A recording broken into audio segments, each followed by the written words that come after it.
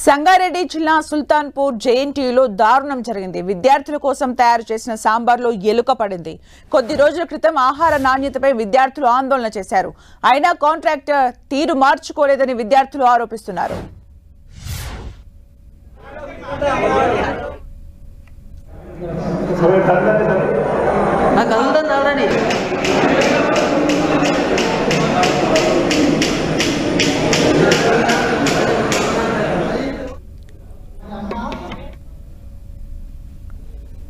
సంగారెడ్డి జిల్లా సుల్తాన్పూర్ జేఎన్టీయూలో దారుణం జరిగింది. విద్యార్థుల కోసం తయారు చేసిన సాంబార్లో ఎలుక పడింది.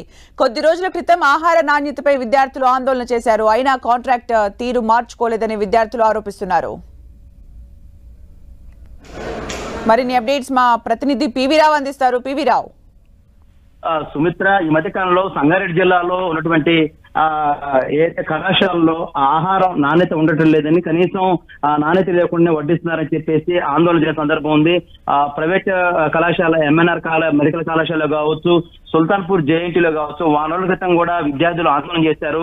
సరైనటువంటి ఆహారం వడ్డించలేదు, నాణ్యత కూడా ఉండటం లేదని కూడా వాళ్ళు ఆందోళన దిగిన పరిస్థితుంది. దీనిపైన అధికారులు కూడా పెద్దగా స్పందించలేదు. దీంతోనే ఈ రోజు మనం చూసాము, కనీసం భద్రత ఆహారానికి కనీసం లేని పరిస్థితి కూడా మనం చూసినాం. ఎలకలు సాంబార్ లో పడినటువంటి ఎలకను కూడా మనకు రేపటి క్రితం మనం ఆహారంలో గమనించాము. దీంతో విద్యార్థులు మరొకసారి ఆందోళనకి సిద్ధమవుతా ఉన్నారు.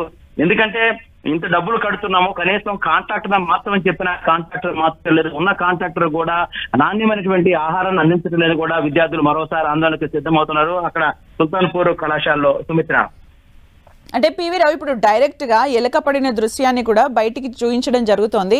ఇప్పుడైనా అధికారులు స్పందించే అవకాశం ఉందా? కాంట్రాక్టర్ నిర్లక్ష్యం కనిపిస్తోందని విద్యార్థులు ఆరోపిస్తున్న సందర్భంలో అదే సుమిత్ర, మనం వాళ్ళ దృష్టి గతంలో కూడా మనం తీసుకొచ్చాము. ఇప్పుడు కూడా ఈ రోజు కూడా మనం వార్తా కథనాలు అందిస్తున్నాము, మీడియాలో కూడా వస్తా ఉంది.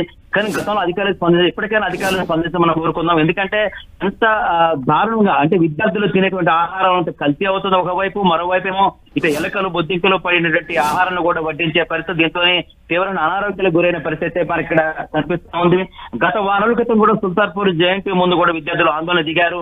కాంట్రాక్టర్ దిగి రావాలని, కాంట్రాక్టర్ మార్చాలని కూడా ఆందోళన చేసిన సందర్భం. కానీ వారం అవుతున్నప్పటికీ పాత కాంట్రాక్ట్ ఇంకా కొనసాగుతుంటే విద్యార్థులు ఆందోళన వ్యక్తం చేస్తా ఉన్నారు. ఒకవైపు నాణ్యత ఉండలేదు, ఒకవైపు నిర్లక్ష్యం, ఫుడ్ లో ఏం పడుతున్నాయో కూడా చూసుకున్నంత నిర్లక్ష్యంగా వ్యవహరిస్తున్నారని కూడా ఆందోళనలు విద్యార్థులు ఆరోపిస్తా ఉన్నారు. Sumitra, thank you PV Rao for the updates.